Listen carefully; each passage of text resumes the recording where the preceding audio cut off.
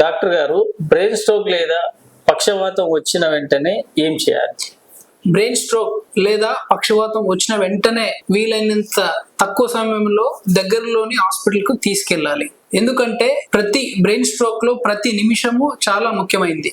Fast medical help ఎందుకు అవసరం? Fast medical help ఎందుకు అవసరం అంటే, స్ట్రోక్ వచ్చిన పేషెంట్ ని వెంటనే హాస్పిటల్ తీసుకొచ్చిన తర్వాత అతనికి సిటీ స్కాన్ చేసి స్ట్రోక్ లో ఎలాంటి రకమైన స్ట్రోక్ వచ్చింది అంటే, స్ట్రోక్ లో కూడా 3 రకాలు ఉంటాయి. సో 3 రకాలు, ఒకటి రక్తనాళంలో గడ్డ కట్టడము, లేదంటే రక్తనాళం చిట్లిపోవడం అనే మెయిన్ ఈ 2 రకాల వల్ల స్ట్రోక్ అనేది వస్తుంది.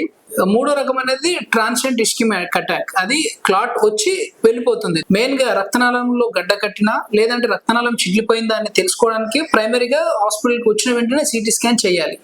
ఒకవేళ రక్తనాళం లోపల కనుక రక్తం గడ్డగట్టినట్టయితే, రక్తనాళం గడ్డ వల్ల బ్రెయిన్ లోని కొంత పార్ట్ కి రక్త సరఫరా ఆగిపోతుంది. సో ఆగిపోవడం వల్ల ఆ బ్రెయిన్ అనేది పనిచేయకుండా పోవడం వల్ల పక్షవాతం అనేది వస్తుంది.